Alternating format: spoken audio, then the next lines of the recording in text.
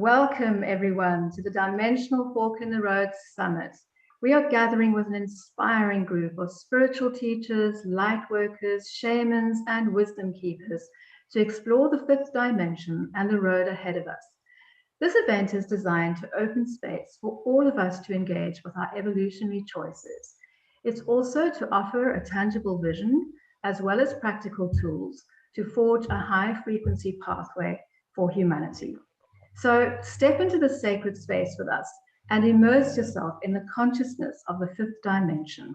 Here you will receive inspiration and high-level guidance to move through these transitional times and anchor a fifth dimensional reality for yourself and for the planet.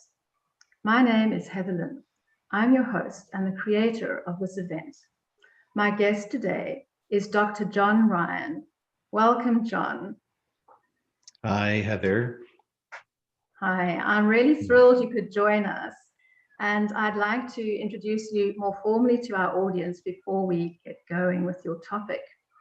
Sure. Dr. John Ryan is a board-certified physician, an energy healer, a speaker, and a visionary. His life was transformed by a series of mystical events that led him to discover the validity of a spiritual and energy-based healing paradigm, his passion. In recent years, his work has led him to the mystical threshold of the quantum basis of DNA, its integral connection to the human spirit, and the potential of this awakening knowledge to support human evolution.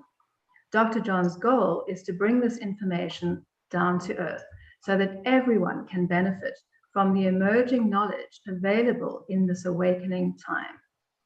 Dr. John is the author of Unity Field Healing, Foundations of Energy Medicine and Quantum Healing, Volume 1, and founder of Unity Field Healing, a quantum process of conscious DNA activation. His work is supported by the Sirian Blue White Collective, who channel monthly transmissions to support human ascension.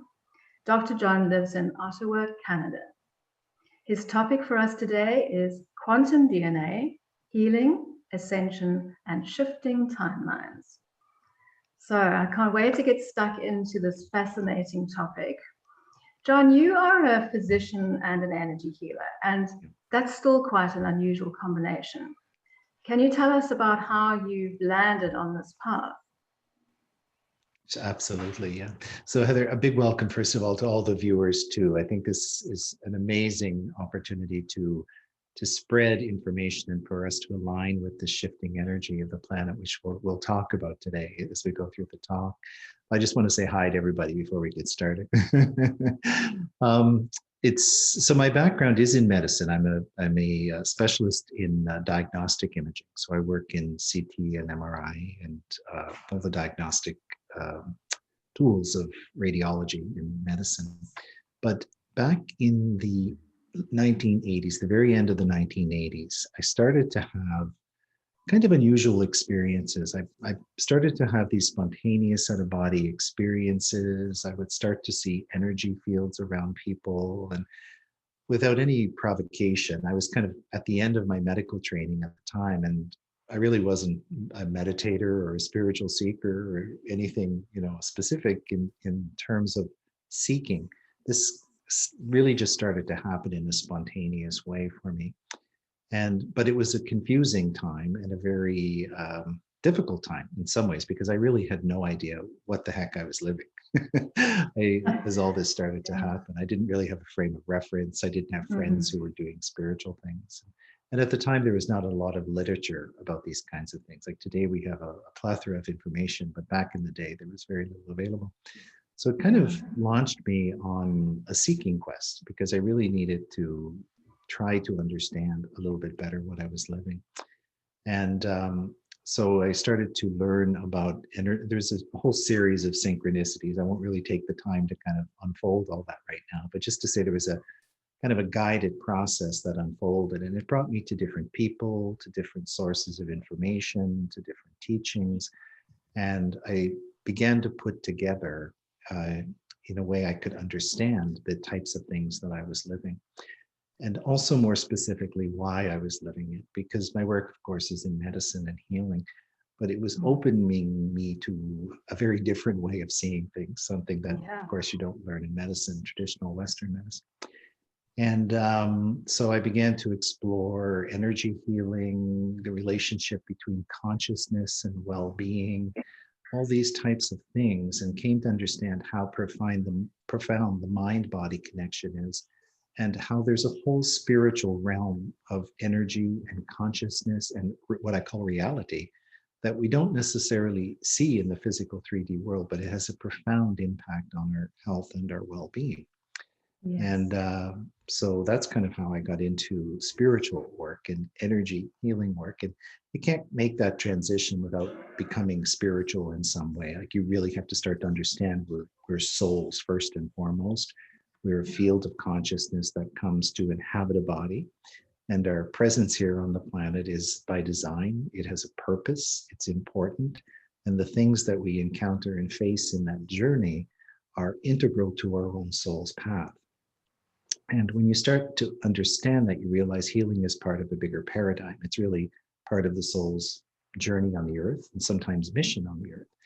And so as we go through our own healing process, we're transformed and changed in ways that turn us all into healers, I believe, because we become aware of the nature of things. And so that's kind of how I slipped into this. And then over the years, of course, that just unfolded through a whole variety of different experiences that I lived, and and things that I began to understand. But what unfolded for me is in more recent years, like around the beginning of the 2000s, we'll say, I started to have visions. And the visions were kind of third eye experiences, kind of like a dream, but it was a very conscious vision. I was awake in my physical body at the same time that I was seeing the dream experience.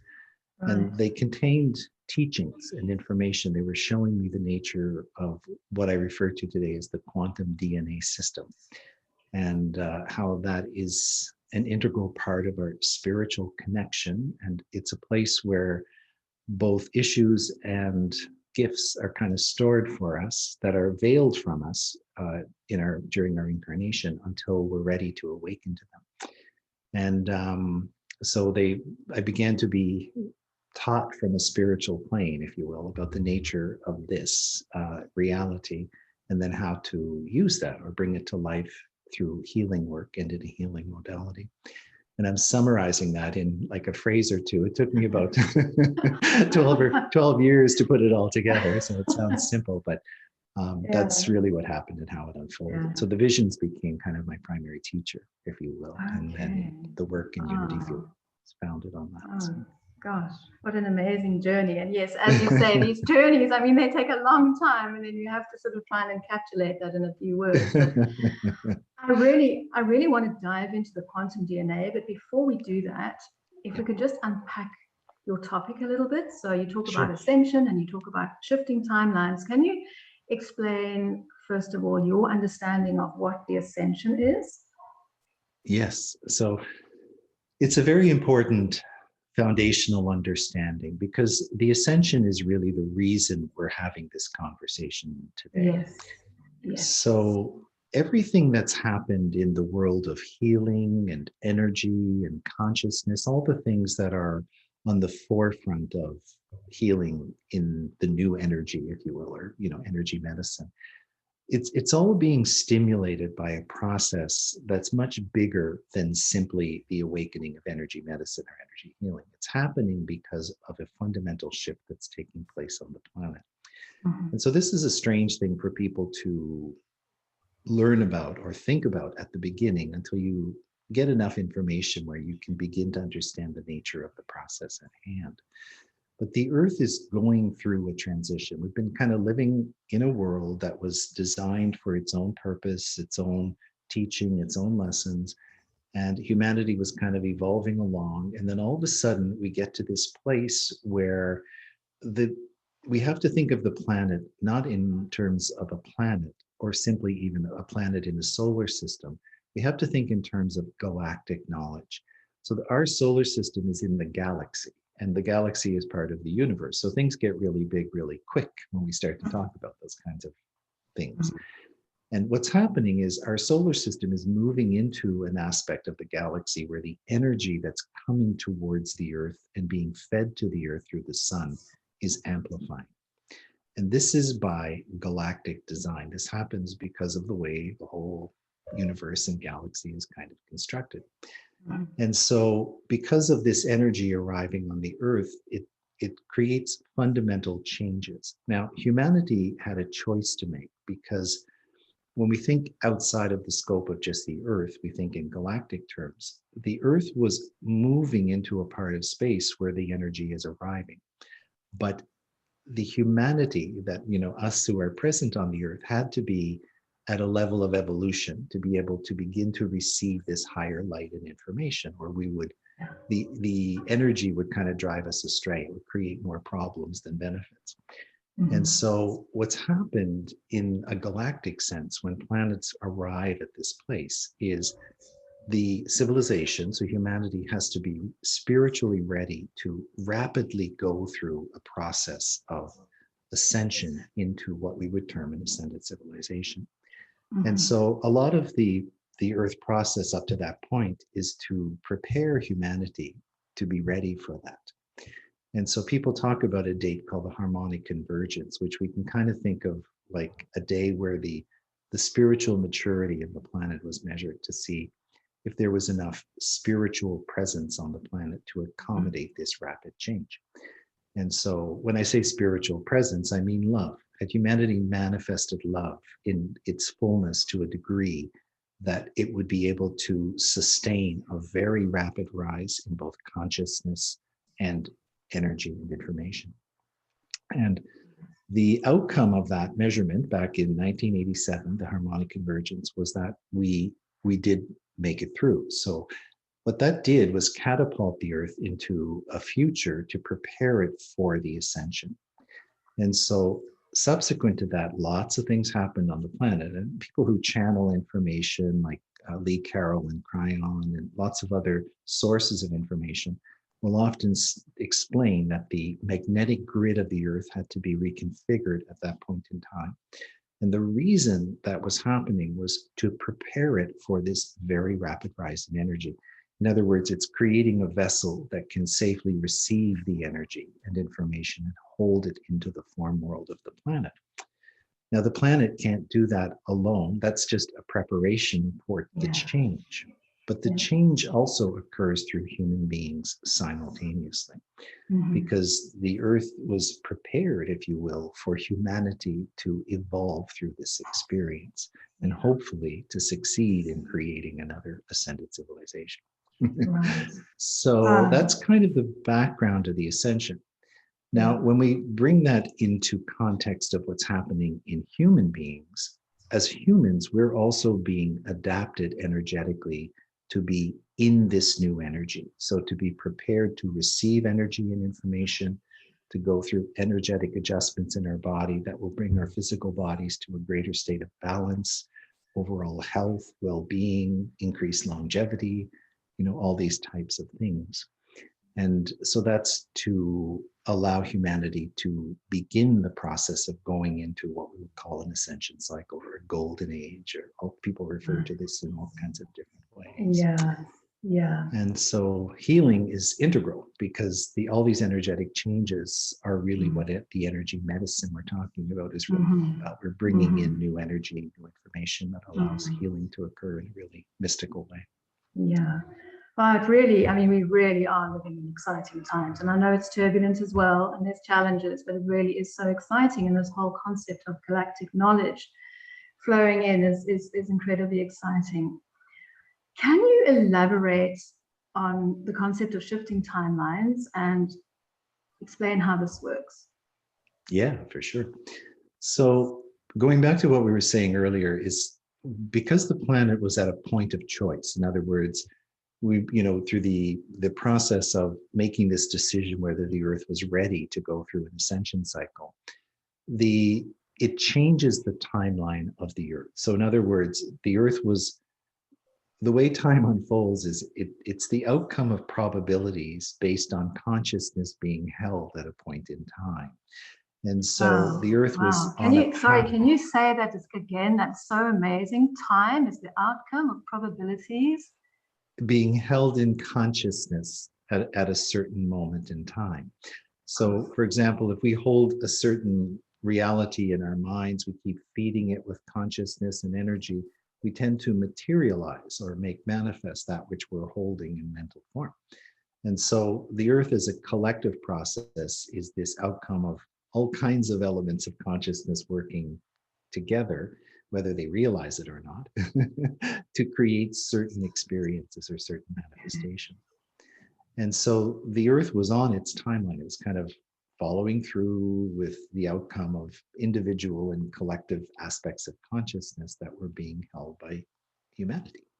Mm-hmm. And then along comes this shift into ascension. And so it's like a fork in the road, because what it does is catapult the energy of the planet into a supported and an accelerated evolution. And so that means human beings are going to start experiencing things that they weren't experiencing in the old timeline. And so it kind of puts the Earth on a whole different pathway. And Mm-hmm. so that's where we are really in terms of the ascension. We've kind of forked the road and we're beginning to the very early days of this new pathway. Mm-hmm. And of course, this is a time where both of these realities are coexisting. It's like the Yes. old Earth doesn't just fall away overnight. It's a process of dissolution. And the Yes. new Earth doesn't form overnight. It's a cycle of new life and new beginnings, and it will go on for many thousands of years. And so we're just at this choice point, this point where they're separating.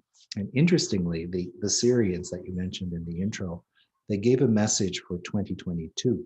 And in the message, what they said was the manifestations of the new timeline are going to become really apparent.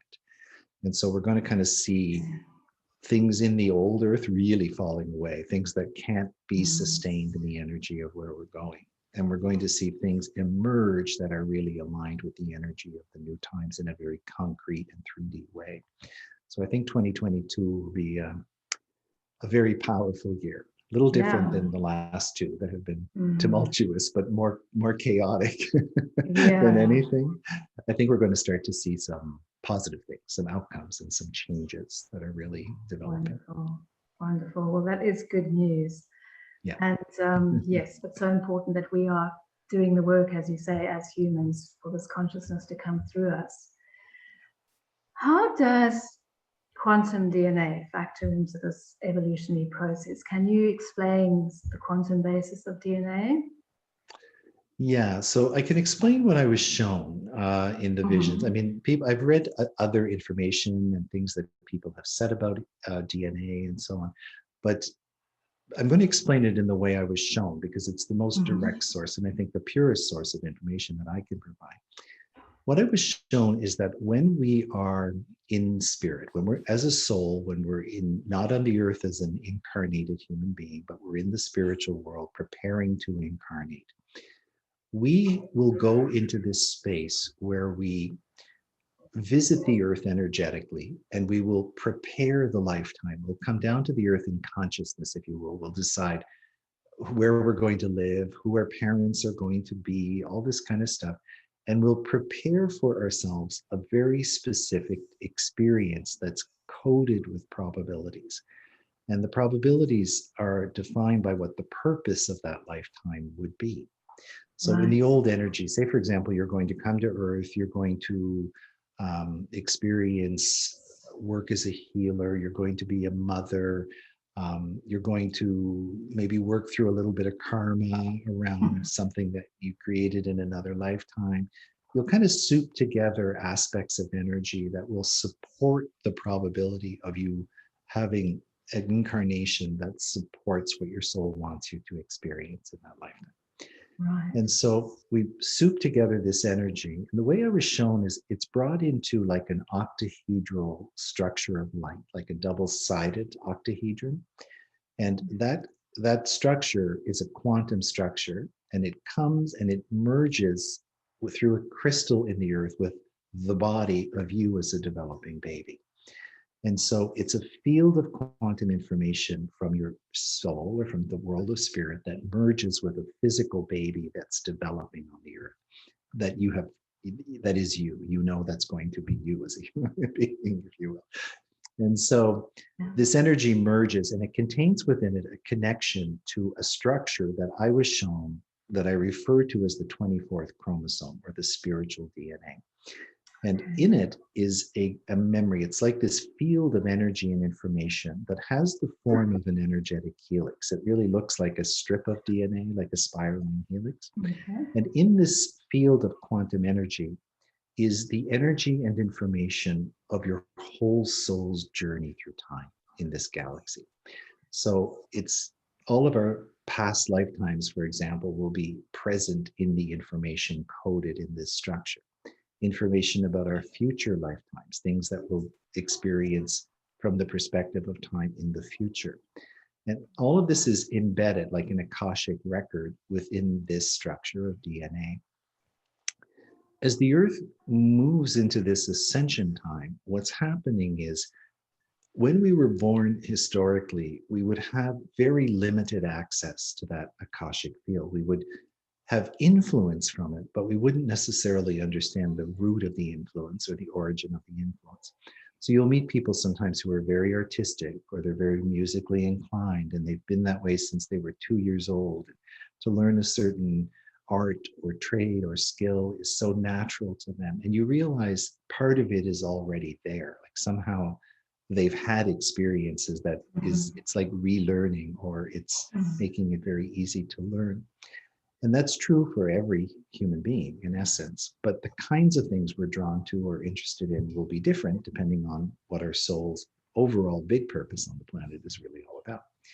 So healers, for example, will often start remembering healing work they did in other lifetimes, or they'll become interested in healing work, or interested in ancient Egypt, or interested in Lemuria, or Atlantis, or these types of historical experiences that are all real and all part of the Earth history, and people start remembering them.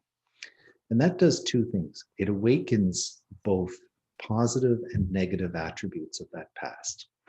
And so as people do start having this spontaneous kind of awakening, what often happens is the bleed over from those lifetimes becomes stronger and more profound.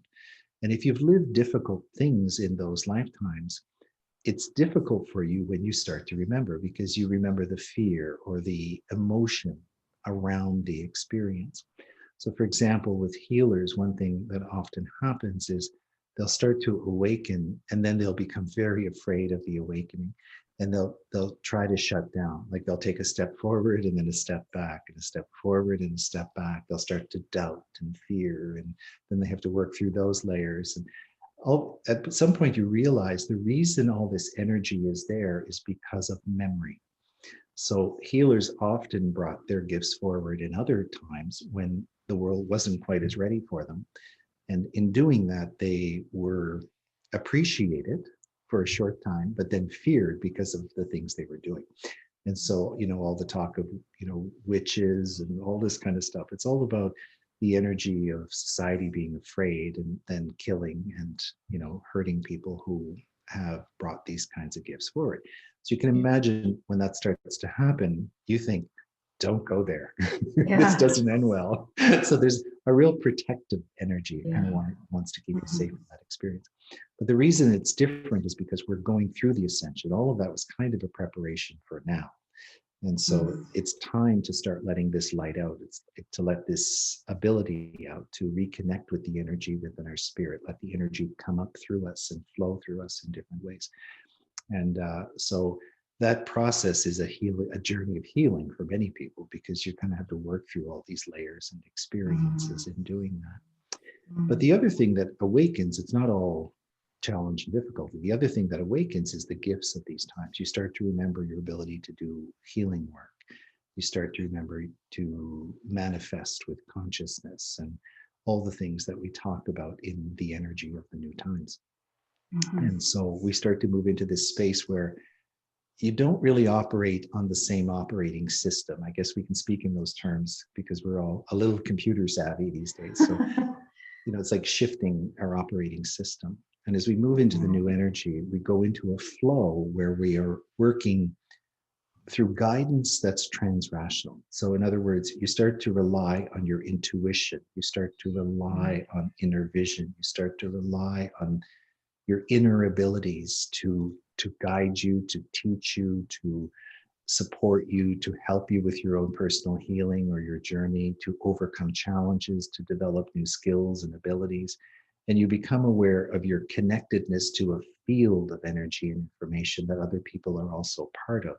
And that creates synchronicities and contacts and things that happen between people that are only happening because of the energy of where you're going in your soul's path and the choices you've made.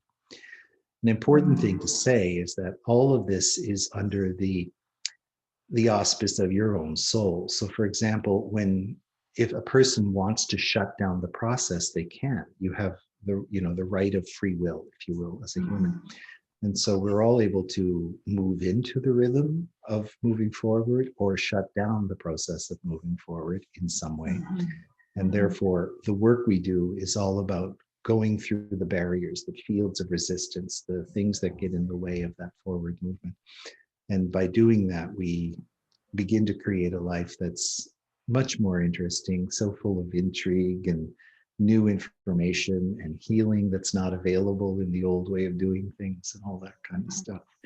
And so that's kind of how that fits together. The DNA is a field of quantum information that's part of every cell of your body. It joins all the physical DNA in your body, but it exists in a quantum realm of reality. And so it's an interface between the soul and the body.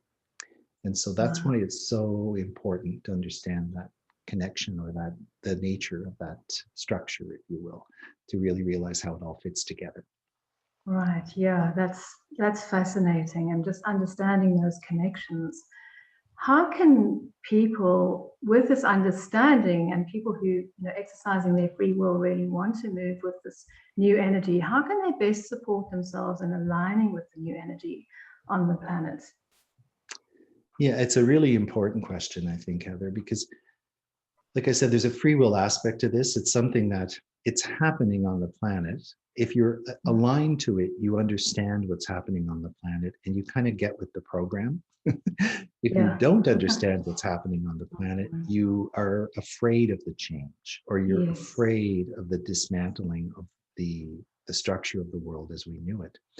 But the moment you start understanding something really good is happening here, something really magical is happening here, you can actually relate to what's happening on the planet from the perspective of truth and not from fear. You can actually embrace it in a loving way and not in a fearful way. Because if we're moving into a more ascended level of being as a human race, a lot of things that we know to be present in the world today can't be there. They can't be sustained. And so what we'll see is a destructuring of things that are built on a shaky foundation, or a fear-based foundation, or a sinister vibration. So corruption in government, corruption in industry, all these kinds of things. We see how one after another, it all gets exposed. Like there's no way for these things to hide in the energy of the new time. And so we go through a period that's unsettling because all of this kind of gets revealed, and then we all react, and then we have to like deal with the process of changing it. So that, that requires work and human initiative and all that kind of stuff. But eventually the whole purpose of that is to weed out what doesn't support humanity in a collective way.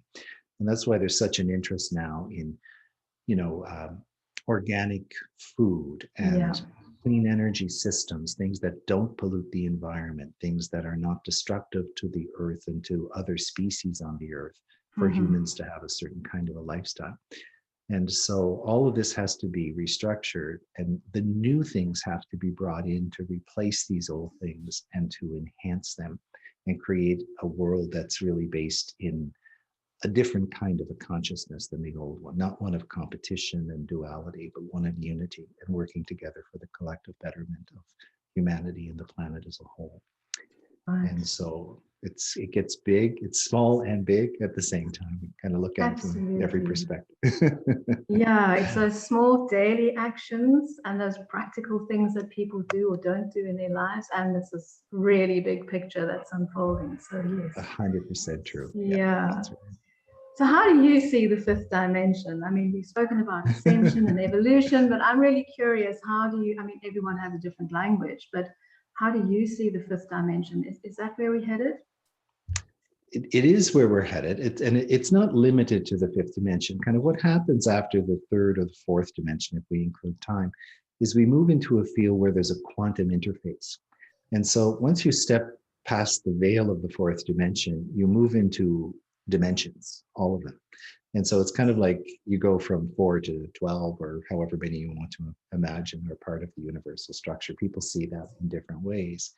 But approaching the fifth dimension, I think, is a sensible way of viewing it, because even if it's limited in its expression, because we're linear, we don't live in quantum reality yet. So we can't actually understand the nature of being in that world.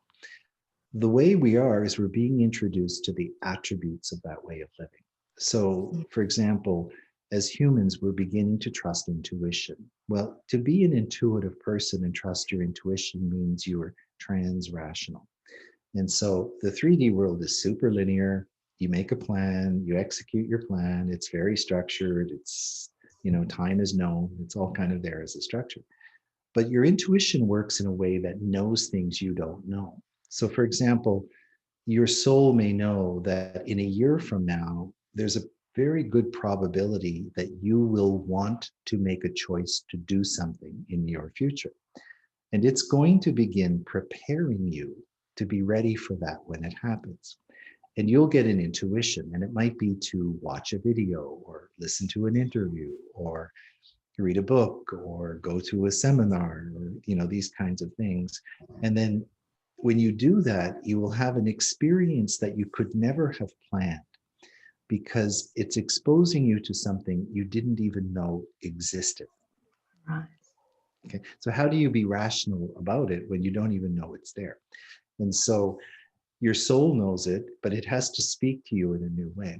And then you have synchronicities, and the synchronicities unfold the magic of things that you will participate in or experience and so on. And then that will kind of go forward in time. So as humans in this new energy, that's how we'll operate. We will have this greater sense of knowledge that's not limited to rational and can't be manipulated the way the rational can be manipulated. So we trust it implicitly. And as you practice trusting it, you become strong in it. And then you're living in the energy of the new. And so that's just one example. When we start to realize we have the power to heal in the body in different ways, well, that's not as clear in the 3D reality, but in the 5D reality, that's very much understood. And we start to understand the recipe of what leads to that. So consciousness, positive outlook, working with healing, taking care of the body in a yogic kind of a way, with gentle exercise and stretching and breathing, eating good nutrition and all the things that support our physical body.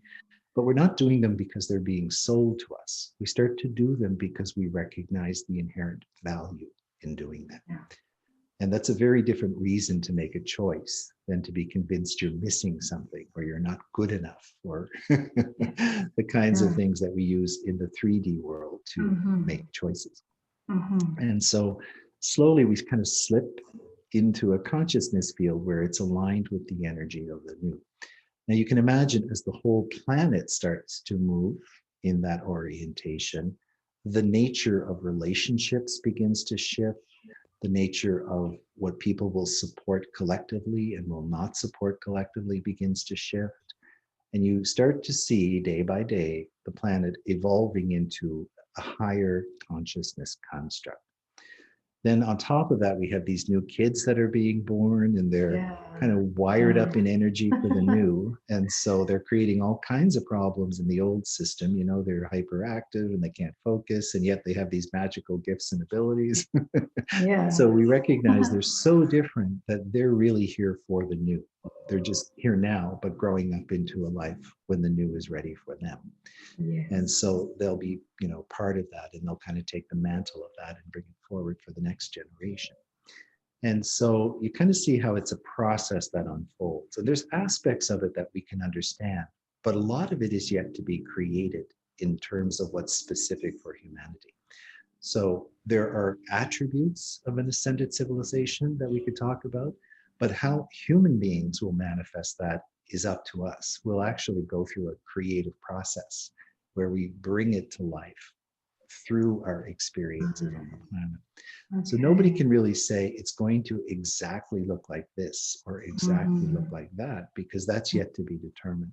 But what we can speak about is the nature or the consciousness underlying it. And that's what shifts and creates the big paradigm shift, if you will, that will lead to what's new. Right. One of the foundational things about it will be a planet that understands the value and the need, the purpose of peace. So we'll get to a place where we really stop using things we have for nefarious purposes, creating divisions and factions and racism and all the kinds of things that are silly and part of the old construct. And we'll get to a place where we're all different and we're okay being different. Like everybody can be the way they are, every country can be the way it is, but we'll do it with a respect and an appreciation of the gifts and the attributes of what others bring by being who they are and the way they are. And so it's a little bit of a step in evolution, I think, to get there. Right now on the planet, we're seeing the counter of that, but that's really the beginning of a healing process when you see the bigger picture. Right. Yeah. Well, that unity consciousness is a really, I mean, it is one of the attributes of the fifth dimension, but really exciting to see that, you know, developing on Earth. And you work with a collective of light beings called the Sirian Blue White Collective. Is that, have I got it right? The Syrian Blue White Collective. Sorry, I get confused with the blue and the white. Syrian Blue White Collective. Very specific. The SBWC, as I say, for sure. It's a lot easier. Who are they? And how? Just can you tell us about them and how you first encountered them? So it was a far cry. It's kind of funny. I look back at my life sometimes and I think about some of the pivotal steps along the way. I started having this energy awakening and then doing healing work and having fascinating experiences and seeing energy fields and all this kind of stuff. And I really got to a place in my life where I was kind of comfortable with that level of understanding and that experience. And then all of a sudden, you kind of realize everything is a preparation for the next thing, although you forget that sometimes in the middle of the journey. I kind of thought, oh, I have I'm grounded in this, I get it. But then one day in meditation, this group of light beings came into the meditation. They came as like a ball of light. I have my eyes closed, so it was in interdimensional experience. They came and presented themselves as a ball of light, and then they kind of fanned out and created an array of beings, like tall light beings. And they explained to me that they are a group from Sirius. They're light beings that live in an ascended realm of reality. They have an intimate relationship to humanity and the Earth. They've been part of the Earth's evolution since the beginning. So back in the days of Lemuria, Atlantis, ancient Egypt, they've been here both in form and in consciousness through that time. More recently, they've not really been here in form. They've been with people in consciousness, so guiding, channeling, meditation, rather than being here in a physical way, like they were, say, for example, in ancient Egypt.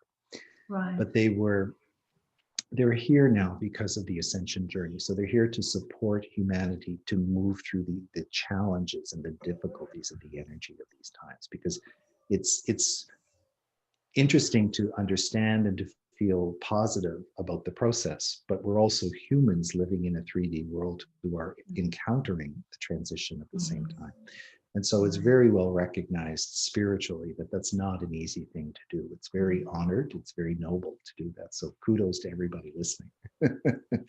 But they're here to support us in this way. And they revealed at the time that they work in the unity field healing process that I do, even though I was doing that and teaching that long before they made themselves known. And so they said they were there from the beginning of the process, that when I train practitioners to do the work, they're there, they participate in the attunements, they are there when people do sessions as practitioners, or they're there when people are receiving the energy of unity field healing work. And so they're integral in that healing because they can see things from a quantum perspective, and they help us in ways that we can't necessarily see or understand from the 3D level of reality.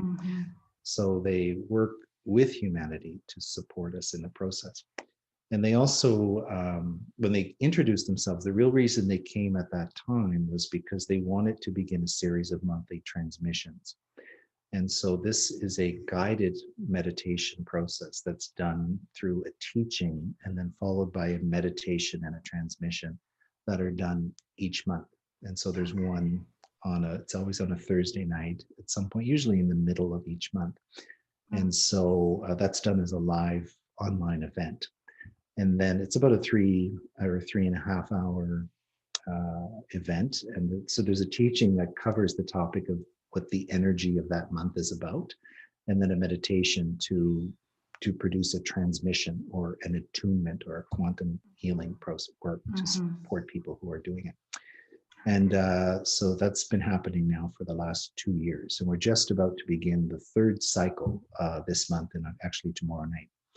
And so the first was a foundational cycle, all kinds of information about the foundations of Ascension.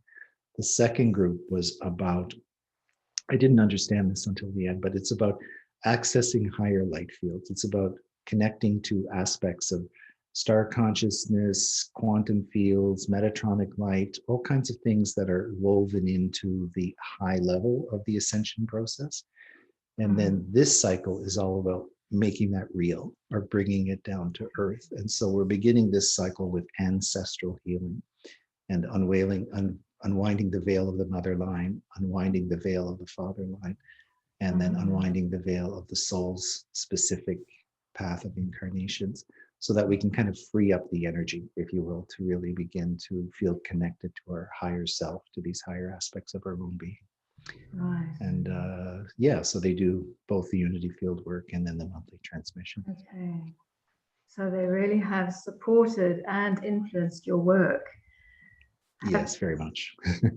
Can people find information about the monthly transmissions on your website if they want to join the events, or is that available? Of course, yeah. Okay, great. So people can scroll down and see those details on the page. Yeah, just for navigation, if they go to the Unity Field website, at the top there's a bar, and one of them is specific for the Sirian Blue White transmission. So if you click into that tab, it'll take you more into that field of information. Wonderful. Yeah, no, that sounds really interesting.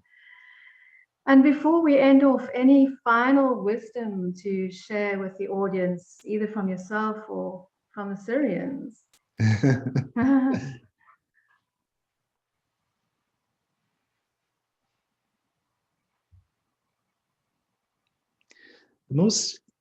think the most important thing to understand at these times is so much is happening on the planet at once. Every person, every family, every city, every country, every aspect of reality is facing challenges that are somewhat new and unprecedented in all kinds of ways. It can be overwhelming if you don't really understand the process of what's happening. Simultaneously, all of this is happening because of a choice to move into a higher level of consciousness and energy. And so when we understand that, it makes it a little bit easier for us to process the change, to be part of the change.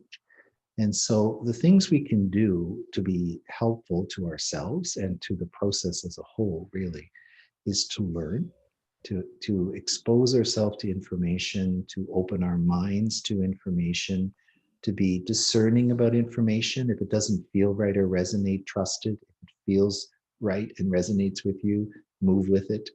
Allow yourself the opportunity to trust your intuition, to trust the synchronicities in your life, the guidance that's unique and specific to you, because each and every one of us is a soul. And we have an inner compass, we have an inner system of guidance that's there, available 24/7. And it's always speaking to us. And we have to develop a more conscious relationship with it, to really trust it, to trust the process of what's happening, and to be guided in a way that walks us through this time with grace and ease. On the other side, there are things we can do to support ourselves energetically. And again, trusting our own intuition for what's appropriate or best for us is always the right way to go.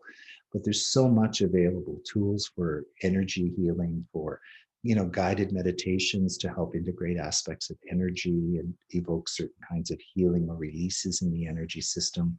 And there's so much available now. And so to really follow your intuition, but do follow it. Go through with the guidance to really let yourself experience the kind of support that's available to each one of us at this time. It's a time for great compassion for ourselves. And people speak about, you have to learn to love yourself, and these kinds of colloquialisms that we all learn in the energy of the new. But they're not just colloquialisms, they're true. And so to love ourselves is not as simple as, taking a spa day or doing these kinds of things, which are all fantastic and everybody should. Yeah. But it's much, much more about living in a relationship of loving support with oneself. And to allow ourselves to construct our lives in a way that supports the magnificence of the soul and what each one of us inherently contain as a soul being. And so to really take on the process, to really give yourself the opportunity to move forward in a way that supports you in your evolution, and be kind with yourself in the process of doing it. Be compassionate with yourself in the process of doing it, but be strong and courageous at the same time to keep moving through the barriers or the resistance that you might feel. And your soul is an inherent part of you. We say you're not a human being having a spiritual experience. You're a spiritual being having a human experience. And it's time for us to realign our thinking and to understand we're first the soul. And our soul is here on purpose in this body, and to give us the opportunity to live that way. And I think that really aligns us to receive everything we need from the inside out. Thank you. Thank you for that really uplifting message. It's a wonderful note on which to end off. We are nearing the end of our time. I'd like just to ask before we go, what's next in your work going forward? Is there another volume of Unity Field Healing in the pipeline, or anything else? You cued into the fabulous. Volume 1. That's an amazing book. Or anything else you'd like to share about your work going forward? Yeah, sure. So the work, and the two key focuses of the work right now are training practitioners in Unity Field Healing, which is done in an online process. And so people can learn about that. It might be something, if you're doing healing work, it might be something people are specifically interested in for their own, as part of their path, if they feel drawn towards that. But they can get information about it in the online trainings, or the very occasional in-person trainings that will start to happen now that we're, moving through the COVID experience.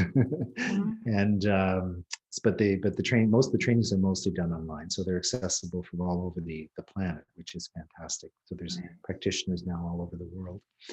And so that's a big part of the work for this moment. And then the monthly transmissions are a very big part of what they're doing, because it's kind of the next level of healing. It's taking people who are really into the process of ascension and supporting them in a unique and tailored way for their own development. And so those two things are the focus of the work at this moment and for the next year. There will be a second volume of Unity Field Healing, and it will be more about the specifics of the technique, the modality, the experiences. And I'm told there'll be a volume 3 that talks about experiences, healings, manifested change, things like that that have occurred through the work and through people doing the sessions and those types of things. So that's in the future, but it's not the near future. It's probably a year or 2 or 3 from Wonderful. Well, I mean, it's just such an amazing work you're doing. So thank you. And Thank you. I know you have a wonderful free gift for our audience. It's a draw, and 3 lucky participants will receive a prize. Would you tell us about that? Absolutely. So what this is the unity field work is, there are 3 sessions that are involved in the unity field work. One is a core attunement of DNA. One is an attunement to a light template. And the third is using those attunements to work through intentional, specific aspects of our healing or our experience. So bringing intention into a session. And so the work is done in sequence, session 1, session 2, session 3. Session 3 can be repeated any number of times, bringing in different intentions as the energetic foundation for what that specific session is all about. So I won't go into it. People can read all about that on the website. But what the gift is these sessions are recorded in an audio format where I'm guiding you through a meditative journey to receive the attunements for the sessions. And so the people can enter the contest, and then I will select with spirit 3 people to receive the full package of the audio sessions as a gift. And so then when I make that selection, I will send it out and people will be notified that they're the recipient of the work. Wonderful. Thank you. That's just an amazing gift. And for those who would like to enter the draw, you just need to scroll down beneath the video on the page, and you'll see there where you just click to claim the free gift, and you'll be automatically entered into the draw. So yeah, we need to end off. Dr. John, it's been really fascinating speaking with you, and thank you so much for sharing your wisdom and your knowledge with us. Really my pleasure, really. Yeah. And thank you to our amazing audience for being part of this and co-creating the space. I'm sending love and light out to everybody. I join you in that, Heather. Big blessings to everybody, and a prayer for all good things. Bye.